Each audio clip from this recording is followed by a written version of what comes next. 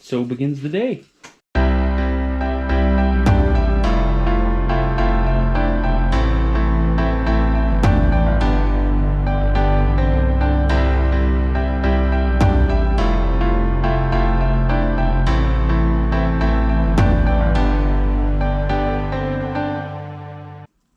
What is up, tubers of the U? Sir Blasphemy for Sir Blasphemy's Travels, coming to you this morning from my temporary work. So thought I'd show you around a little bit, get out of the house, you know, show you a little bit of my morning routine that's temporary as of right now. But what I want to talk to you today about is why I work for myself. There's a lot of reasons, and I'm sure you guys out there could relate. There's a freedom involved in being an entrepreneur. Yes, the risk is much higher, but the ability to make your own money and be in charge of how much money you can make, the potential for that, it's always worth the risk. It is such a great reward. That's one of the reasons I like working for myself. Secondly, the freedom involved. There's no one standing over my shoulder telling me when I have to be at work, when I get off work, when I take my breaks, when I can use the restroom, when I can eat, where I can go during the week, where I can go during any point of the day or night.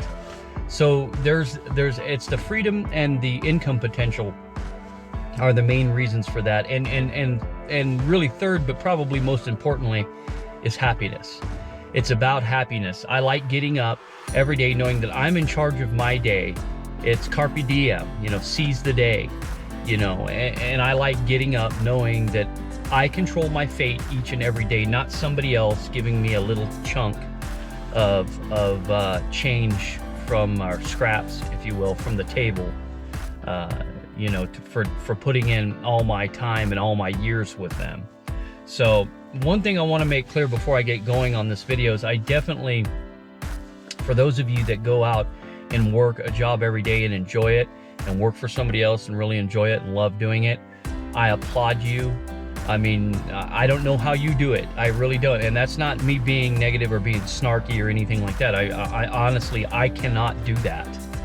I don't have it in me anymore to work for someone else. I only will do it if I have to, and I'll explain why I'm working for somebody else right now here in a minute. But you have my utmost respect, and I'm amazed that you can do it every day.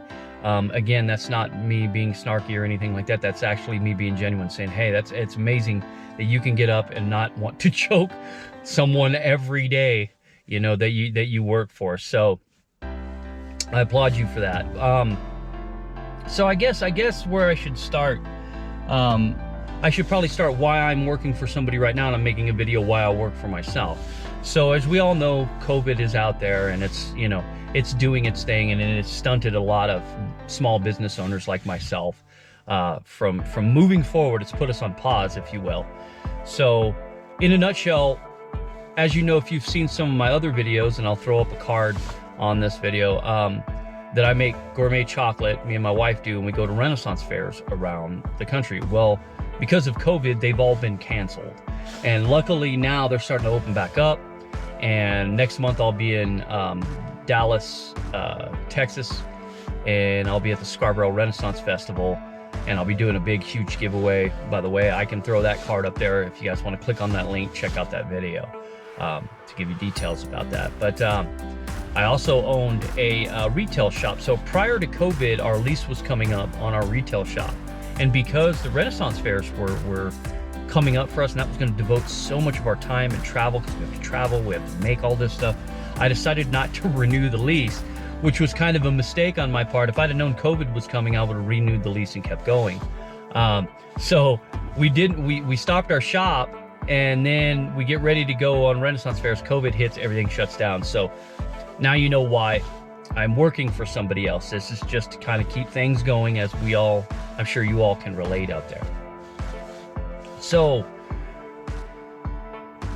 when I took this particular job, this job is in Sedona, Arizona, one of my favorite places to go. I travel a long way to come here. And I figure, well, if I'm going to hate what I'm doing, you know, working for somebody else, I might as well love where I'm at. So I make a very long drive here every morning, a long drive home, to just because I enjoy and love the area I'm at. So I make the best out of it. So when I took this job, I took it, it's landscape maintenance. Basically, I'm in charge of an entire resort entirely by myself. I do 33 acres. There is no crew underneath me. It is just me. They placed me here. I run it. And that was because I owned a landscaping business for almost 15 years that I ran successfully, sold, and all that in Texas. And so they put me in charge of this resort because they knew they could trust me and all this. So the pay is decent, okay? But when I came into this job, I negotiated with the gentleman that hired me, who's my direct boss as we speak. I negotiated with him, and I said, okay, you know, here's my pay. You know, they bumped up my pay from the original offer, but it wasn't quite what I wanted. And I told him, I said, well, you know, and I was hesitating about it. And he said, well, I tell you what, we'll do a 90-day evaluation with you. And if you do some certifications for driving, you'll definitely get a bump in pay. And you know, and then you'll get the 90-day evaluation, and we'll look at everything and, you know, see if we can't get you a little more then too. And I said, okay, all right, that seems fair. That'll bring me, you know, right where I want to be, you know, for the time being. Once again, this is temporary until I get my, you know, until I'm back on the road with my businesses. So they don't know that, because if I'd have told them that, they wouldn't have hired me. So you got to do what you got to do, right? So anyway, just this week, my 90 days were up. So, and I went through all the certifications a while ago, so I could drive their trucks and do everything like that, so I could get that bump in pay. So I go to him, and you can imagine what happened. So I go to him, and the story completely changed. Well, you know, there's this and da-da-da-da-da, and well, we do raises incrementally, which, you know, most companies do that. You know, a quarter or 50 cents at a time. We really just don't do big jumps like that. And I told him, you know, I said, well, that's not what you said when you hired me. And he goes, well, I didn't make any promises. I mentioned it, but I didn't make any promises. So you can imagine I was angry. Luckily, luckily I have a hidden agenda that he knows anything about, which is I'm going forward with my businesses. And I won't be working for him much longer. But, you know, you might as well take what you can get during the time. But if I had have been here and this was a job I was relying on, I would have been more irate than I was. I was mildly aggravated, but I would have been irate. I would have been upset that he had lied to me and misled me coming into this job. And once again, that has happened to me at just about every job back in the day when I used to work for people, and that was in my early 20s and mid 20s when I used to work for people. That was the same story and the same kind of song and dance that would get done to me and others that I knew. And that's the reason why I decided to go to work for myself. I got tired of being misled and not being told everything right up front. You know, basically being fluffed is what they do to you. And so, you know, he essentially does that. He pulls a punk move, and I don't get, you know, the pay that he promised from both of the things that he asked, the 90-day and the certification for driving the trucks, which I drive trucks and I drive a cart and all of that, a roadbound gator cart. And so all of that requires certification to do all that. I've done all that. He's not going to pay me anything more. So I guess I wait till next year, which I'm not going to be here. So it's stuff like that. And here I am by myself running a 33-acre resort by myself and doing a great job according to the GM of this place. So that's what I mean. That's why I don't like to work for other people. And I know some of you out there can relate.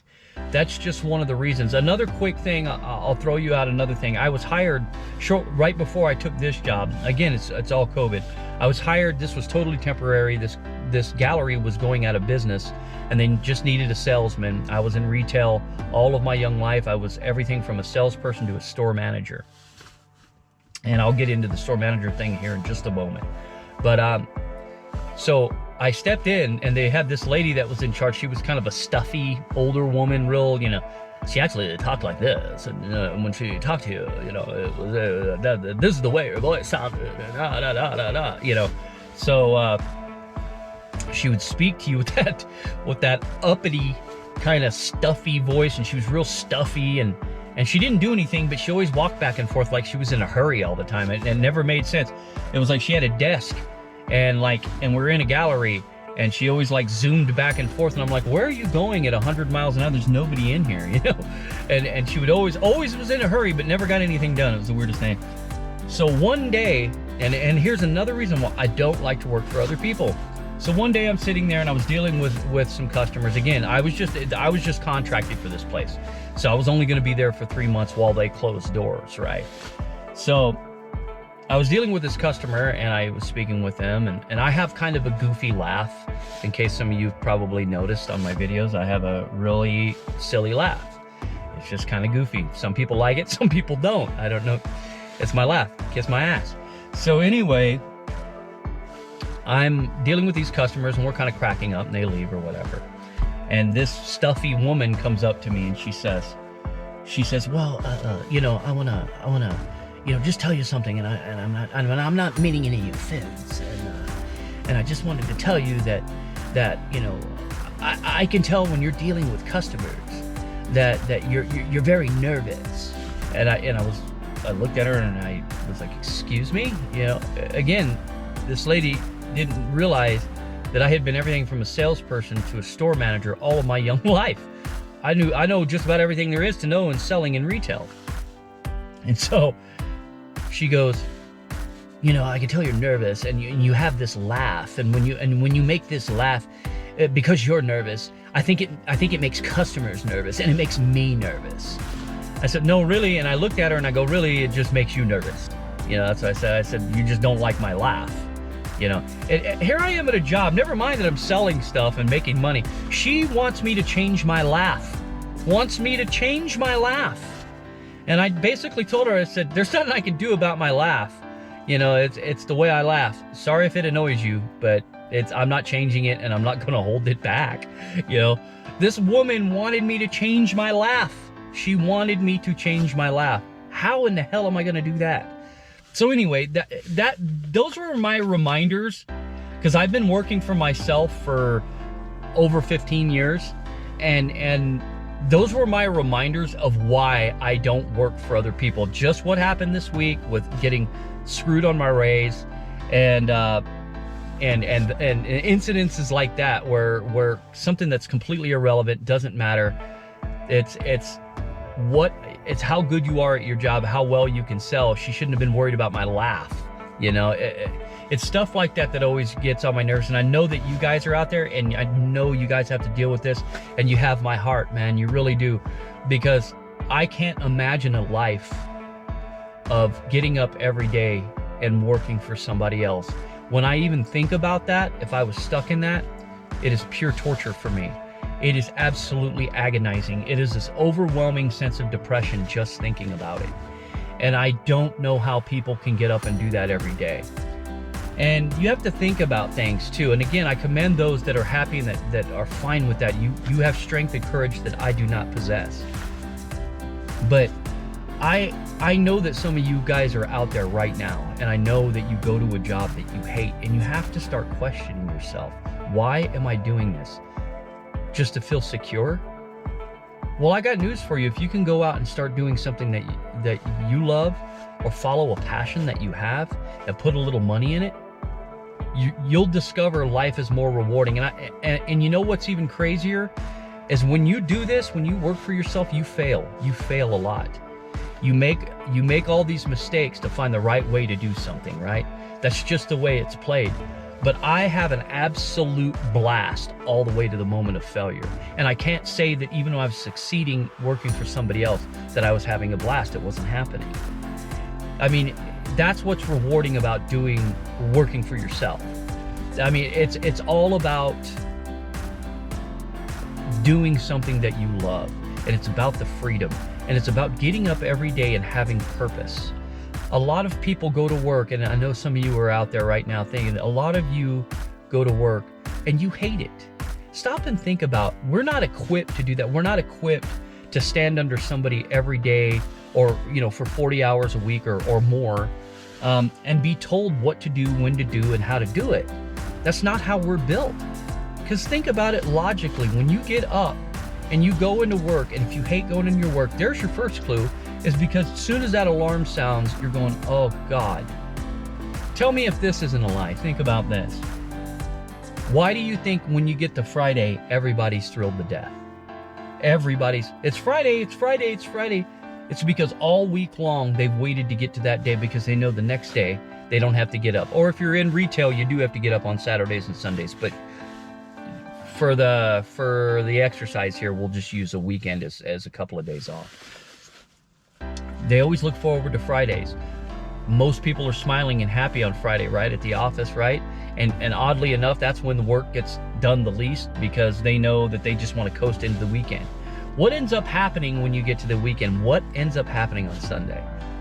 Saturday night, you start going, well, I get up tomorrow, but then the next day I got to go back. You start getting depressed Saturday night. At least I did. I would start getting bummed out, going, crap, you know, okay, cool, I get to sleep in tomorrow, or I get to do what I need to do in the morning, but I can't really go anywhere. I can't really do anything, because I have to get up the next morning and I have to go to work. So Sunday, if I want to do something, there's no cold beers. I mean, there might be for some of you that are brave enough to go to work hangover, and I don't blame you if you do. But for me, there was no slamming beers on Sunday night. There was no staying up late on Sunday night. It was basically like a work day for me, even though I had it off because I had to prepare the next day. So it was like you didn't even get a Sunday off. Well, the thing is, when you get off on Friday, by the time you get out there and do something, you've been up, you're tired, you usually cut it early most of the time on a Friday because you were tired from the day before. So really the only day you truly get off mentally a week is a Saturday. I mean, that's the only day that you can be free, probably for the morning part of the day. But once you start getting close to that night, you know the oncoming Monday is coming and you have to report back to that. Is that how you want to live the rest of your life? Is that how you want to do things? No. And I sure as hell don't. I would rather go broke 1,000,000 times than live my life that way, all in the name of security or safety, of feeling safe. You know the old saying, at least in money and in business, if you're not uncomfortable or if you're not scared, you're not on the right path, period. And that's just it. And I live by that. So it's something to think about. That's why what's happened to me here recently is a reminder of why I work for myself. But I'm going to give you the last story, and then I'm going to sum it up here, and then I've got to get to work. So, hey, man, I'm in charge here, right? He didn't want to give me a raise, so I think I'd make a video today. So what the hell? It's on their dime, right? So anyway, my final little point here is that I was telling you that I had been in retail, and I had worked. There's actually a video also that I have, and maybe I'll slam the card up in here too as well. I've got all these links, so you know, you can just scroll back. It's Bad Employee Burns My Store Down. That video, so you ought to check that out. It's a story about that, but I'm not getting into that story. But I was a store manager. After I'd climbed through the ranks, I was a store manager. I got hired on as a store manager for a certain store.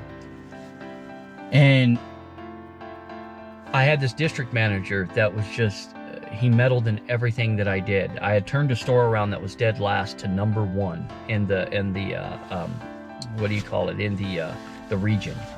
And I was the #1 store the first month I took it over. It had been dead last for 7 straight years. I took it over, it was #1 the first month I took it, and #2 never fell below #2 the whole time I was there. It was either #2 or #1. And it was an underproducing store. Well, the moment I started doing that, this regional that stood over me, this regional manager, he would just interfere. He would interfere in my scheduling, he'd interfere in my employees. He was constantly calling me. It was the most absurd. That was the worst experience I'd ever had working for someone else, or working for corporate, or whatever you want to call it, corporate America.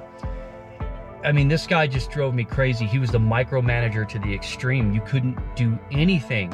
And that guy would he would ream you for it. He would question why you did it. He would change the rules. He would go to my employees where they quit listening to what I was telling them to do and was listening to him. This guy would be a state over, and he'd be controlling what was going on in my store. It was ridiculous. So one day I'm standing there, and I'm looking out, and I open the store and I'm looking around, and I have this overwhelming anxiety inside of me and this sinking depression. And I'm just going, and I'm asking myself, why am I here? Why am I doing this? Well, I mean, you know, this guy doesn't appreciate anything I'm doing. You know, I'm not making enough.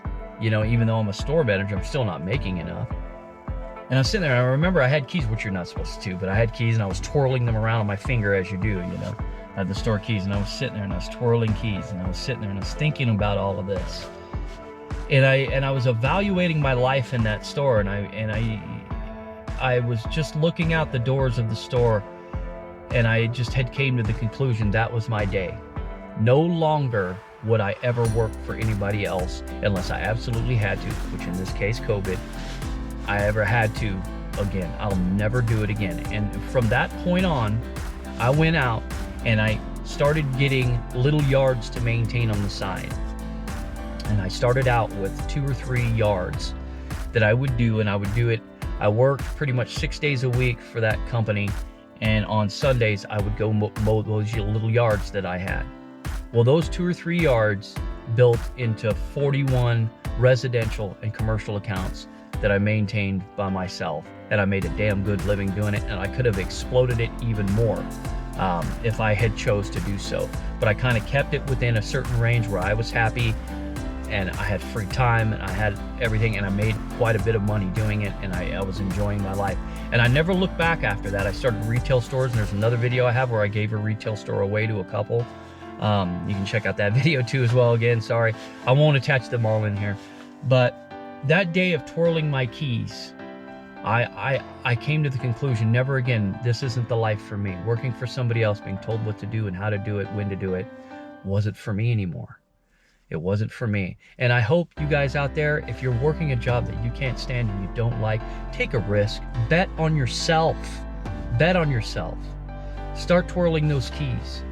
Think about your life. Evaluate your life. If you're not happy and you're not there, it is worth it. I'm telling you. Even in the failure, it's worth it. And you will fail working for yourself until you find your niche. But when you find your niche, it will all come together. I guarantee you. So if you're out there and you're hating the job, take a chance on yourself. Believe in yourself. Bet on yourself. Go out there and get scared a little bit. Shake the trees up. You know, there's nothing worse than waking up every day and just being miserable about it. Hell, I'm doing this temporarily. I know I'm getting out of this. And I have freedom. Like, nobody stands over me all day. I just got screwed on a raise. Typical work BS. But I still have that sinking feeling getting up, like, oh, because it's not for me.